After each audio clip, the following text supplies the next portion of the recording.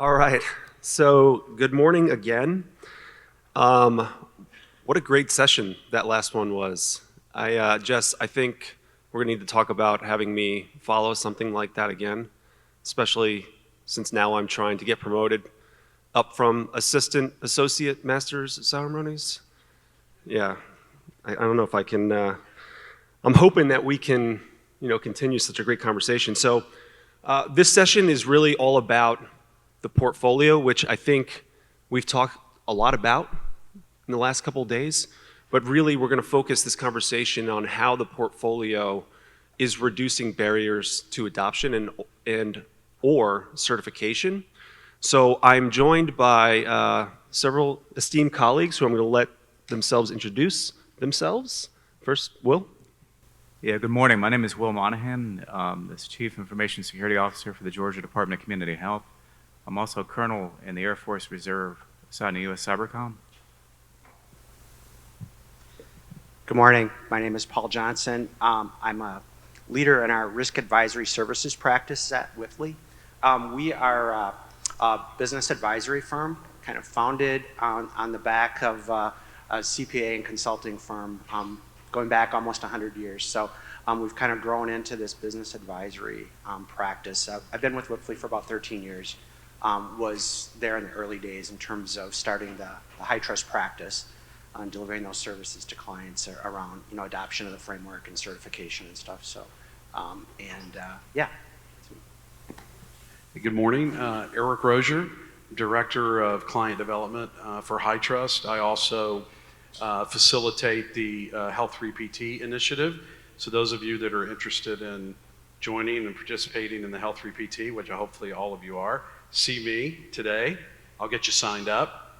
I've been with HITRUST for 6 years in various roles, from marketing to business development to overseeing the sales organization.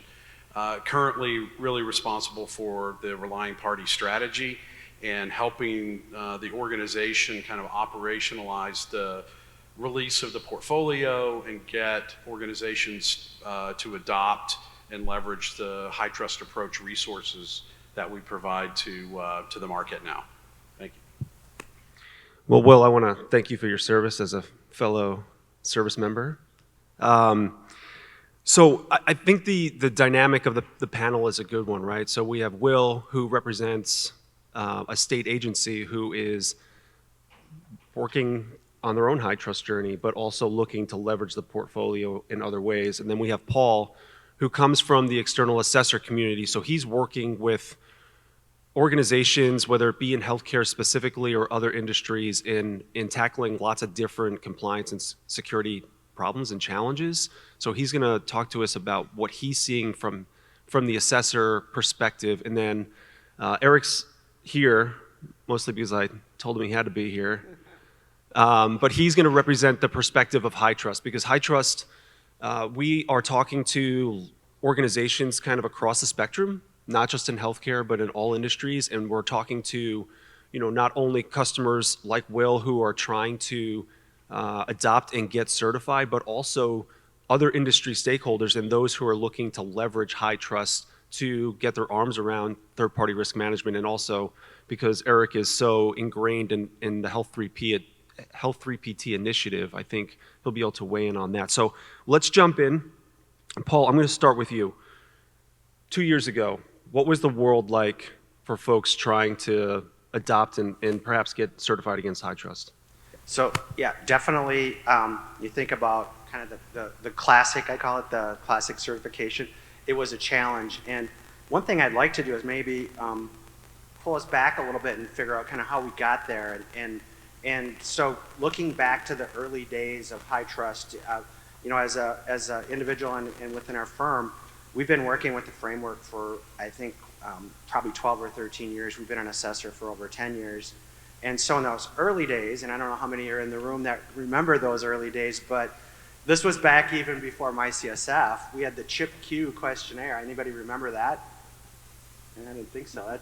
That's a long time ago. So that was a spreadsheet that was on steroids that you used to determine your requirements, and then you would assess against it. But back in those days, the idea in terms of adoption of the HITRUST framework was that we're going to bring the industry along over time, and so adopt more and more of the framework as you go, because we knew it couldn't happen overnight. It's a very comprehensive framework, and so I think the first few certifications were covering not even half of the overall.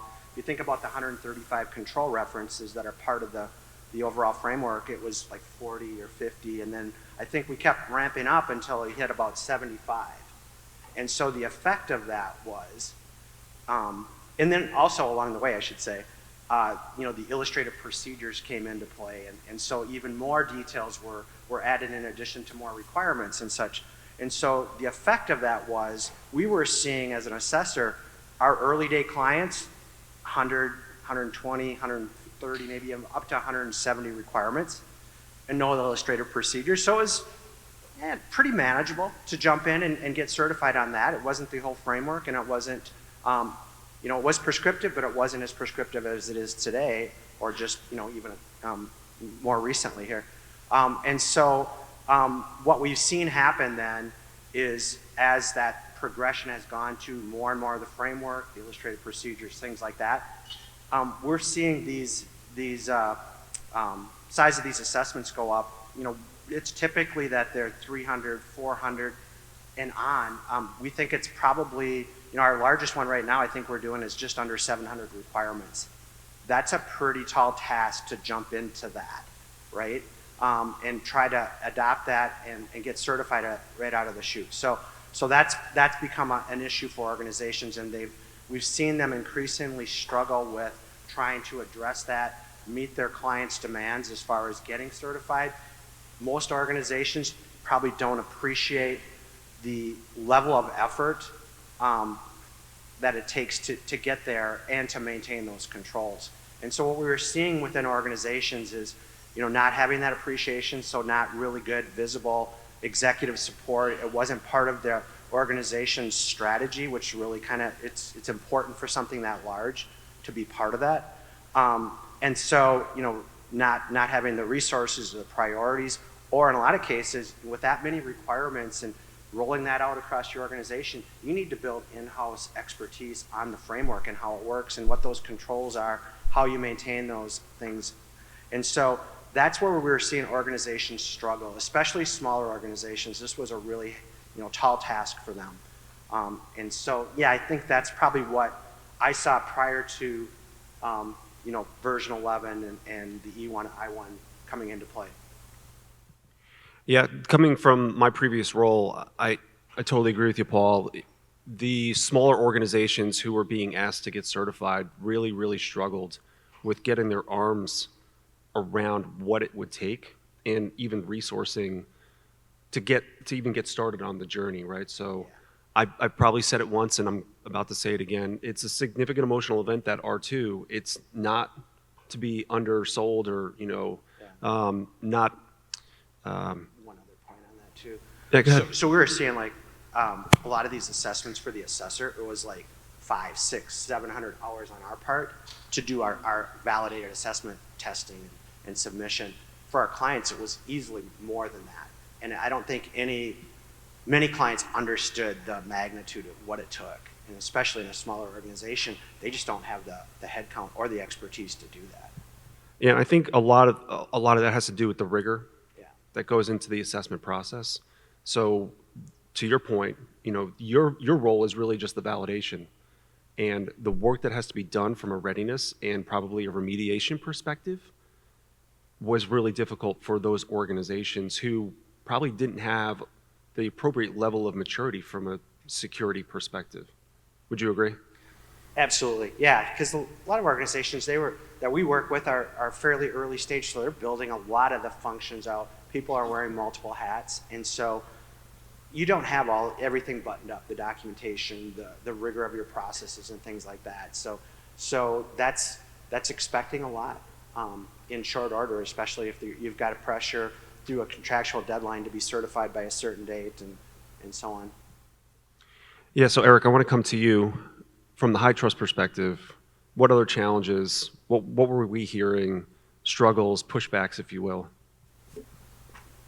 Good question. I think you've got them well listed here on the slide. If you go back to that last slide, I think that Yeah, there you go. So with the release of version 11 and the portfolio earlier this year, there's still low awareness around that. And so our image, the image of HITRUST, as everyone in here knows, is that it takes a long time. It's very hard to do, consumes resources. Do I really have to do that? And so I think since we released the portfolio, we've talked to hundreds of both relying parties and business associates, vendors. The Health 3PT initiative has over almost 2,000 organizations that have engaged now with the initiative.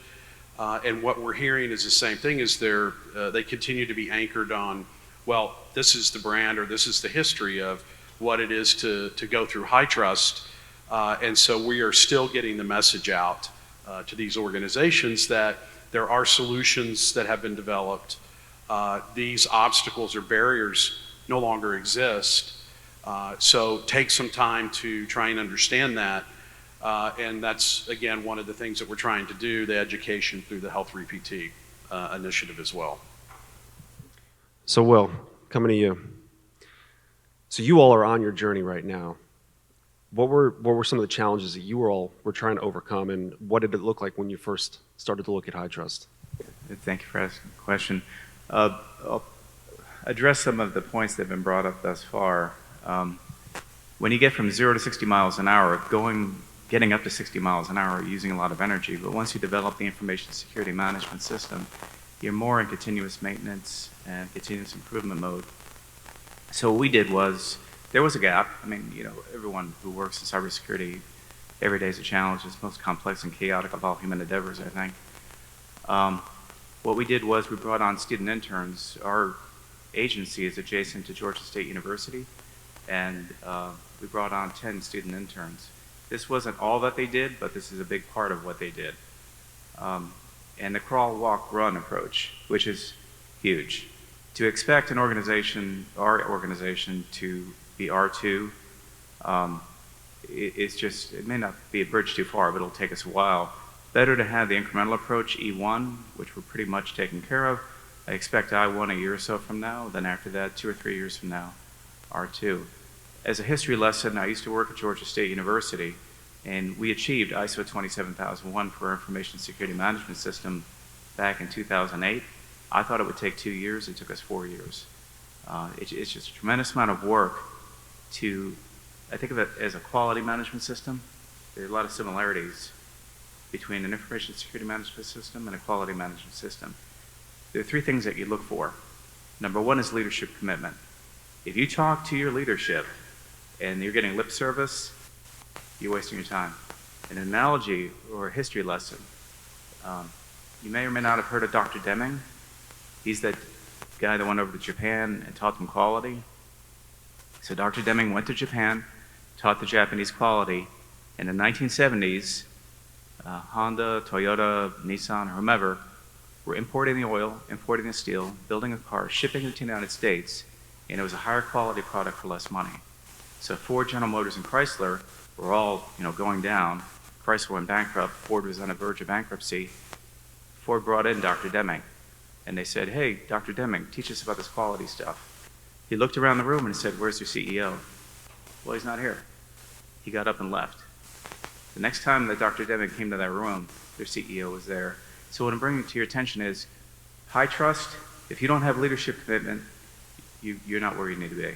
Number 2 is continuous improvement, which is what HITRUST does. We were talking about AI earlier today. This is changing. We have a new normal every day of the week. So we continuously have to improve. And the third point, and perhaps even the most important point, is the culture or working as a team. Cybersecurity is a team sport. You hear about MOVEit, the SQL injection hack with the Clop ransomware group. I think our agency is the only one that didn't get hacked. All of our partners are reaching out to us and letting us know that our data has been exfiltrated and on the dark web. We have a MOVEit server infrastructure. We didn't get hacked. I attribute that to our team, who actually, we're talking help desk type people here. Everyone does their job. When a phishing email comes in, if they're at all concerned, they're paranoid, they send it to us. So I know that's a long-winded answer to a simple question, But it's a journey. It's a marathon, not a sprint. Yeah, for sure. I totally agree. Paul and Eric, coming back to you all, can you walk us through at a high level, because I think we've talked about it a bit over the past couple of days, how the portfolio has kind of changed the dynamics that we've been talking about? I'll take. Okay, let me take that. So, with the innovations and the release of version 11 and soon to be 11.2, also with the innovation team and Jeremy on the HITRUST side, the release of the portfolio has opened doors that we've not seen or being able to open before.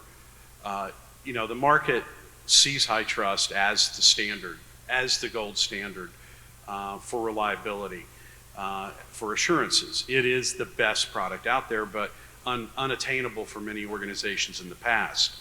So with the cyber threat assessments and CSF, and that release makes it more open to other organizations, which is what we're really trying to communicate through the Health 3PT initiative, is that the solutions to a once what we perceived as an unsolvable problem is now solvable.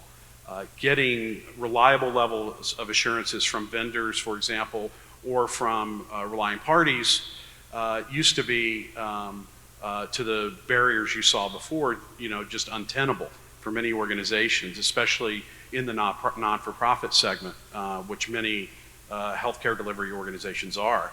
So now with the portfolio, it gives you a journey that you can start down the path with the portfolio. You may only end up with an E1, but it positions you with a much higher level of assurance and trust within your organization or within your vendor population. So that's one piece of it. And I think, as I mentioned before, Ryan, the market is not yet fully aware of the portfolio and that there are these options out there. The second piece of this is, and it's not well known, but HITRUST has a very robust, well thought out TPRM or third-party risk management methodology. It's a program that was built through our research team with our innovation team that helps organizations work from risk triage and identifying appropriate levels of assurance that particular vendors with inherent risk present to an organization, and enables you to map up over what the level of assurance should be and the frequency of that assurance mechanism. So there's this methodology that I think is a great story that's not yet been told, and there's a lot of resources out there. And so I think if you get a chance, you know, to take a look at the TPRM methodology, I think you'll be enlightened by the work that's been done by Dr. Klein and some of the other folks at HITRUST.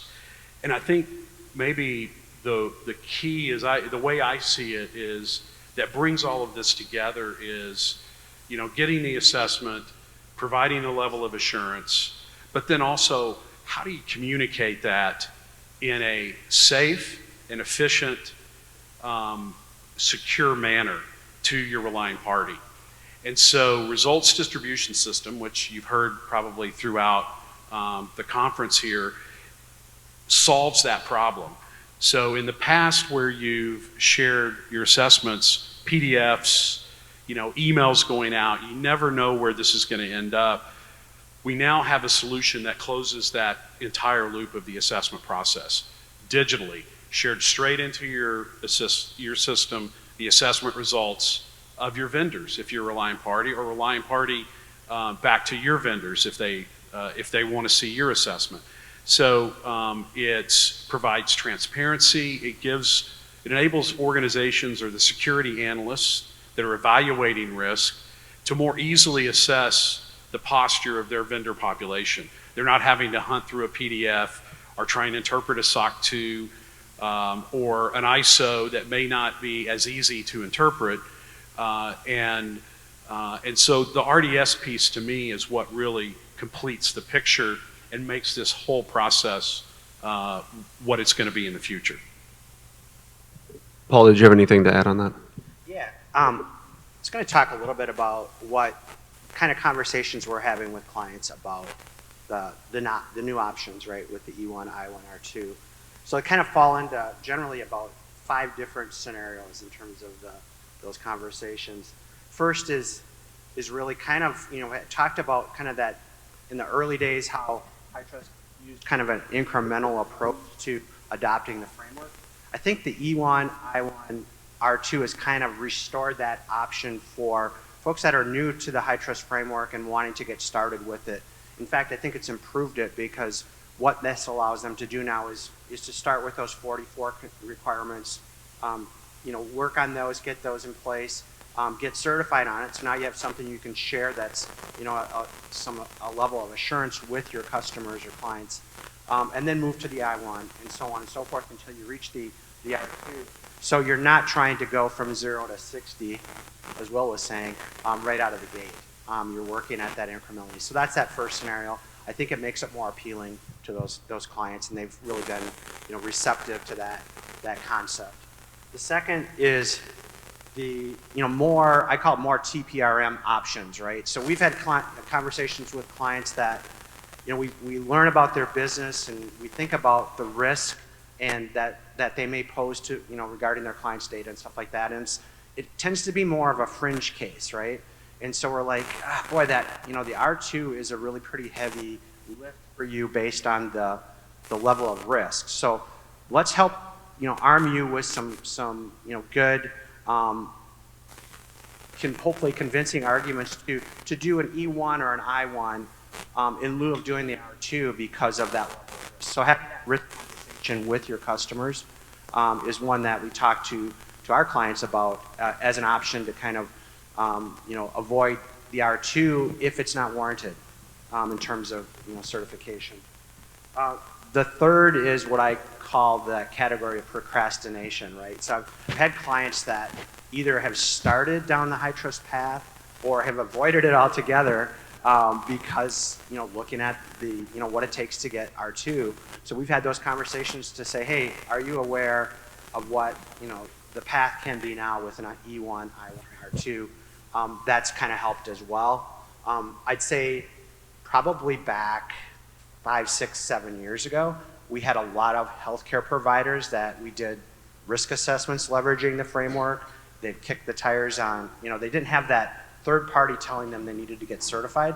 And so they kind of moved away from it because it felt pretty heavy and they had limited resources. So they're re-looking at this. They see this as a way to help them demonstrate to their stakeholders without breaking the bank and you know, putting all of their resources on over the edge in terms of what it takes to maintain. So these are a new option for them to demonstrate that they're doing what they should be doing in terms of managing risk.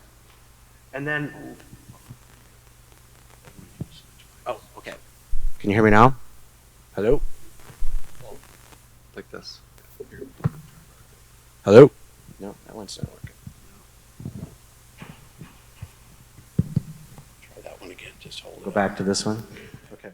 All right, almost done. So the last scenario is what I call the merit badge scenario, and this is one where, you know, we've got some vendors out there that are gung-ho. I want to be HITRUST. I want to be, you know, ISO, SOC, so on and so forth. Problem is, HITRUST is probably of those maybe one of the higher lift, you know, type things. So the E1 is like, yeah, I can do this. I could do a SOC 2 and I can easily get a E1 certification because I'm doing a lot of those things that's called for within those 44 requirements. And so that's the other conversation we're having is, you know, you don't have to pick any longer. You can start to stack these certifications. And we know, and if you're a healthcare technology vendor or a vendor in general, you know there's no silver bullet in the marketplace, right? You've got some clients that are saying, we want to see a SOC 2 report. Others are saying, we want HITRUST certification, so on and so forth. So having some options and being able to accumulate some of those merit badges is an appealing option for them. Well, so you mentioned several categories. Have you had any clients that had started on the R2 and stalled for whatever reason, multiple reasons, and now are looking at the E1 or the I1? Absolutely. We've had multiple clients that I've had some that they've spent like 4 years on the R2 and are just not getting there. And we came back to them and said, why don't you start with the E1 and get that certification, and then maybe you'll gain, you can gain some momentum and keep working towards it.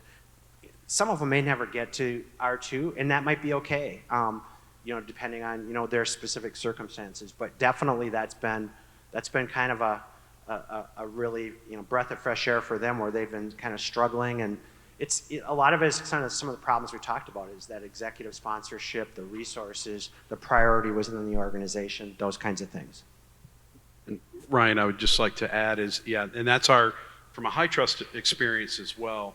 We see these organizations that get gung-ho and they're ready to go, and they start down that path and they just can't get there. With the E1 and the I1, we've seen a lot of organizations, wow, we've done a lot of work. This will be very easy now for us to go ahead and do our E1, our I1, let's get that done, and start down that journey, when before it seemed just completely out of reach. Well, I'd like to come to you. So you all are starting your journey with HITRUST, right? We've mentioned that. What work are you doing with the portfolio to help protect the citizens of Georgia? If you don't mind, I'll add to what these gentlemen were talking about a moment ago with third-party risk. More than just mandating that our vendors achieve I1 within 6 months of contract release, we're eating our own dog food. So in continuous improvement, a year ago, 2 years ago, we were not talking about HITRUST validation of security controls. We were talking about an independent security assessment. So in the old days, what we would do is mandate that our vendors have an independent security assessment based off of NIST 853 and provide that to us annually. Well, and they were doing it.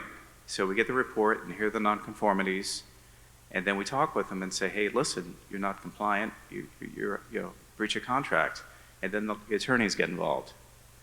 With HITRUST, it's a little bit easier for us. Either you have it or you don't. And if you don't have it, we're going to take away your money. And that's a very good negotiating position to be in. So for whatever it's worth, if you start working with your vendor, and we have had, they're talented, they're capable organizations, they're just not where they need to be in some areas. And the attorneys get involved, and it's a goat rope. And if not to waste your time or something, but there are the 3 laws of IT. Have you guys ever heard of the 3 laws of IT? Okay. Law number 1, if it's working, don't mess with it. So I saw that mic was working, and they messed with it. So no, I'm not kidding. It's working, don't mess with it. Law number 2, if it's not working, blame the firewall. And law number 3, always try the easy way first. So you've seen it yourselves, I'm certain of it. The server's not working, let's rebuild the server. No, bounce the server, see if it comes online. Don't always try the easy way first. If you remember those 3 laws, you'll have a very successful career in information technology. Thank you. I'm going to have to write that down. So you've mentioned that you are now requiring your vendors to get the I1 within 6 months. How are you enforcing that? It's baked into the contract. And the contractual language actually came from the DoD. So you see it up there on the screen. That text in green was what we used 12 years ago with the Department of Defense. And, I'm not going to pick on, defense contractors, but trust but verify or say what you wish. Holding them to a higher standard, that's, we used a different framework 12 years ago, but the language is still the same. Thou shall be HITRUST certified, I1 within 6 months of contract release, and then it's either have it or you don't, and then in the case of a previous life, we would take away their money. And believe me when I tell you, there is no better negotiating tool than taking away their money. I've seen other people try other things like yelling at them and hopping up and down. It doesn't work. Take away their money, and then they'll do what they need to do or should be doing. So is there any wiggle room in the 6 months? If they're on the journey, are you all having those conversations that we've been talking about this week? I think in the case of cybersecurity, there's always wiggle room. Yeah, we've had situations, and let's face it, we're the Georgia Department of Community Health. We've got folks going out, taking care of grandma and granddad and whatever. And we have had partners that we work with that are not where they need to be. Our mission for our agency is providing quality health care at affordable prices for the people of Georgia. That's it. My mission isn't, whatever else. My mission is, protecting and serving the people of Georgia. So if it warrants, if our vendor has larceny in their heart, and they're not going to have any wiggle room. I had an old commander who mentioned something a long time ago, I think would be an appropriate answer to your question. We don't have to treat them equally, we have to treat them fairly. And that flies in the face of everything they've taught us. Equal this, equal that, equal this. No. If they're a good team member and they're having a hard time in their life or whatever, take a step back, give them some breathing room. So treat them fairly. I think that speaks to the collaboration that we've been talking about pretty much all week, is we need to have those conversations and be transparent, because then we win together. So Eric, I want to come back to something you mentioned. You mentioned the TPRM methodology, right? How has the portfolio fit into that triage methodology? It's a good question in that as we developed the TPRM methodology and the updated methodologies in the last year, those were direct inputs into the type of assessments that these need to be, based on the inherent risk that an organization presents to a relying party. And so it was all part of that development that led to, here's the level of assurance that you should have for the inherent risk for this vendor. So within all GRC platforms, or most all GRC platforms or vendor risk platforms, there is a risk triage or an IRQ type methodology. We have also the same thing within our HACS, or our HITRUST Assessment Exchange, that uses this methodology that Dr. Klein developed to do the IRQ, or the Inherent Risk Questionnaire, that helps organizations more quickly and swiftly assess the true risk a vendor presents, and then maps that to the level of assurance that they need, be it an E1, an I1, or an R2, or in some cases if the vendor poses little to no risk, maybe a short questionnaire or another form of assurance, a SOC or something, might be satisfactory to satisfy that requirement. So did that answer your question? It did. In thinking about your involvement with Health 3PT, yeah.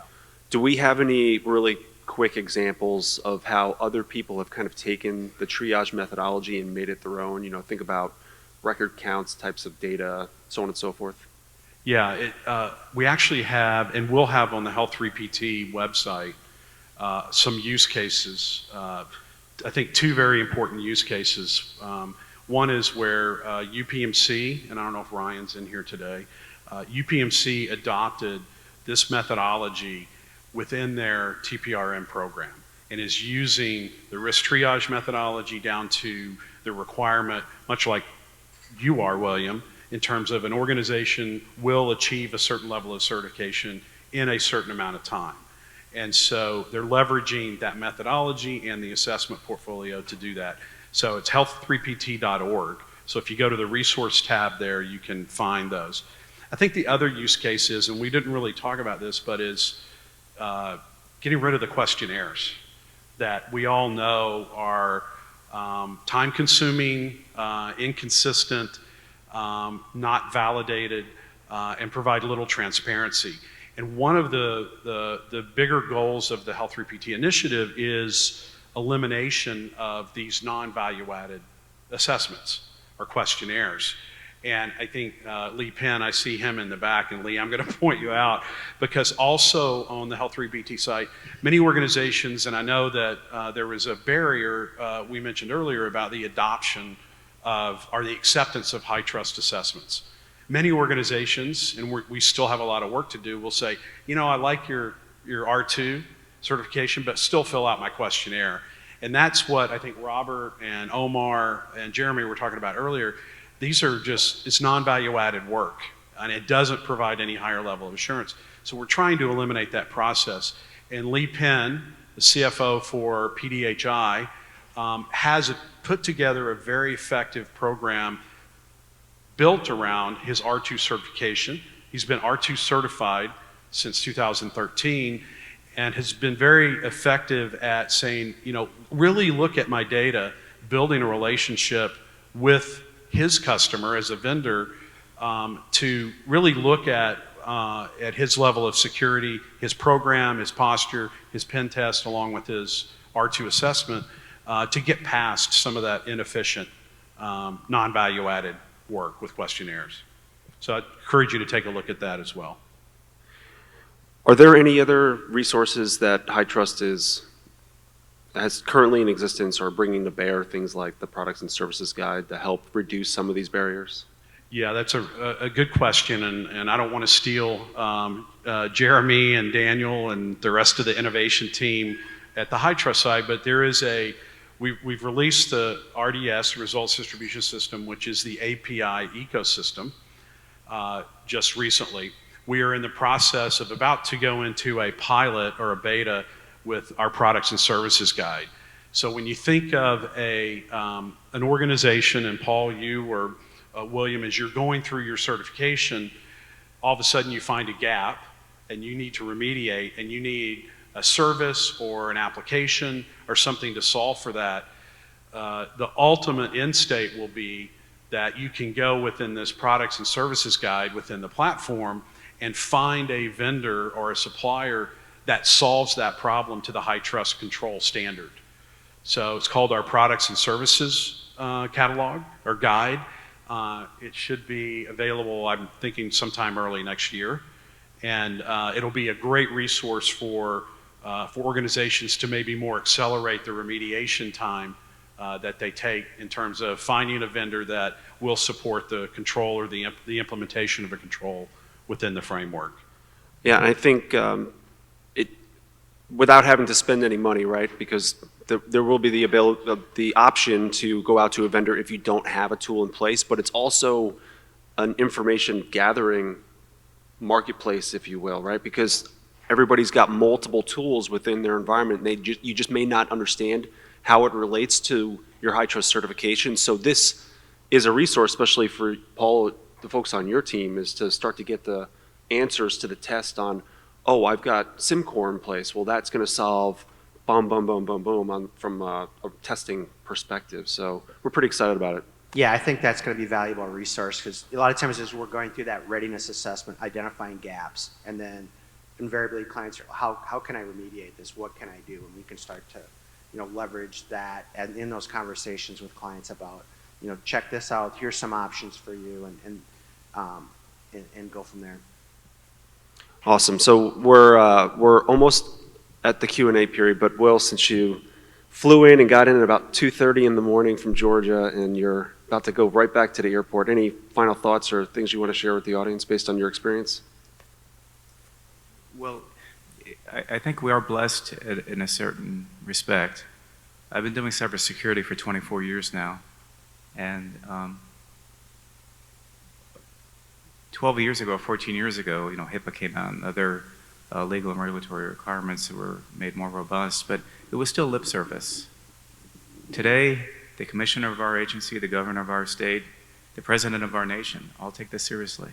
So it's a whole different dynamic. And unfortunately, the threat actors that we're dealing with today, the nation state, the criminal, and the hacktivists, this is the new normal, and they get better every day. So it's like a three-legged stool.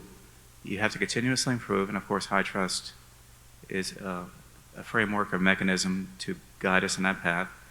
Have leadership commitment, and work together as a team. This is a team sport.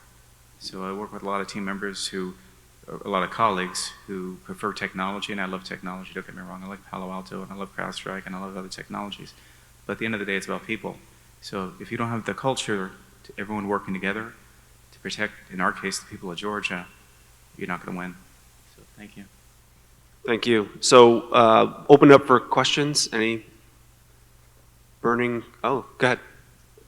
So I wanted to ask you a question because you, as an assessment firm, I mean, you're a key integral part as a client we need to do HITRUST.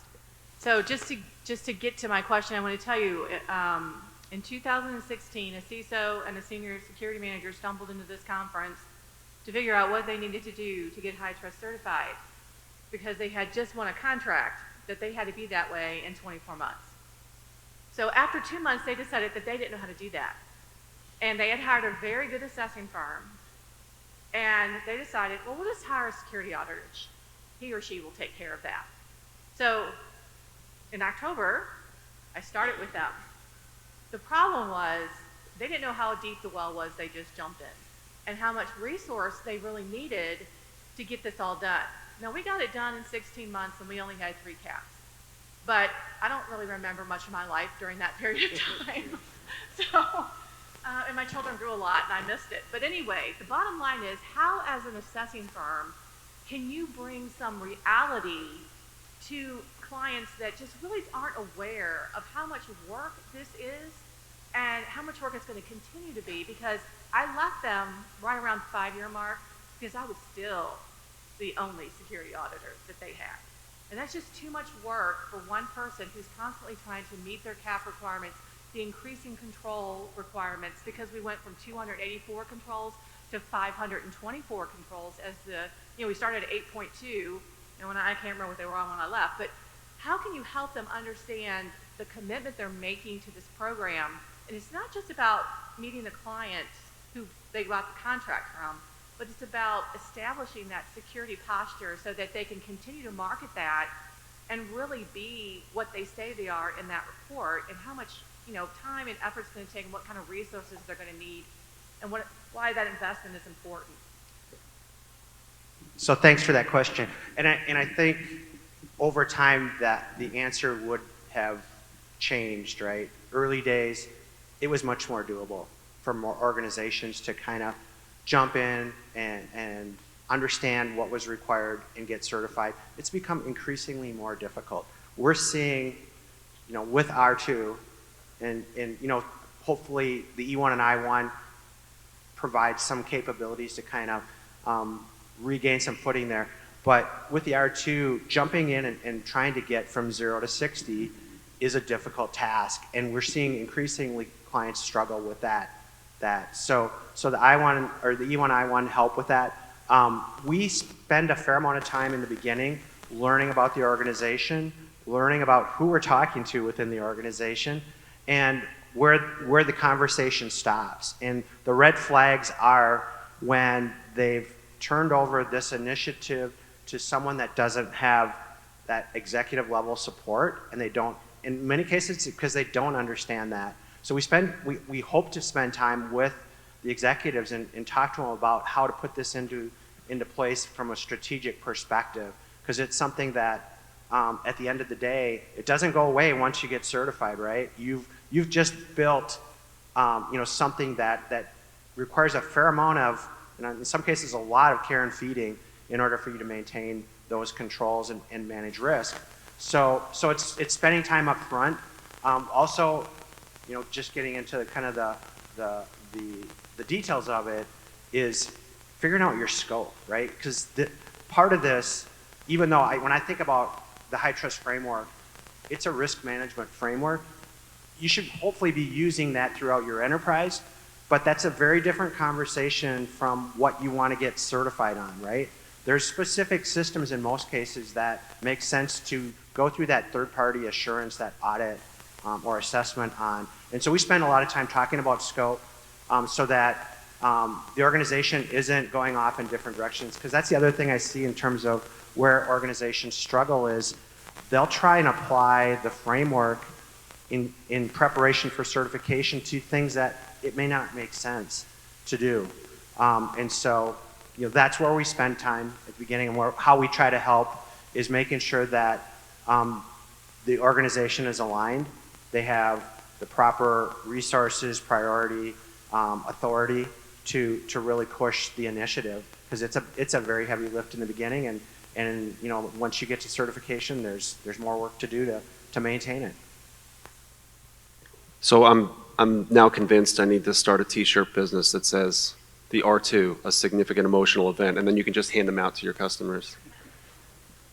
All right, any other questions? Ryan, I've got an add-on to that. Okay. My team and I created a T-shirt a couple years ago after an emotional event like that, right, with a client. Said, "HITRUST is hard," and then it had pictures of people's the rock hard abs, right? Didn't work for me, but it was cool. All right, if there's no final questions, gentlemen, thanks so much for joining me, and thank you all for listening. Thank you.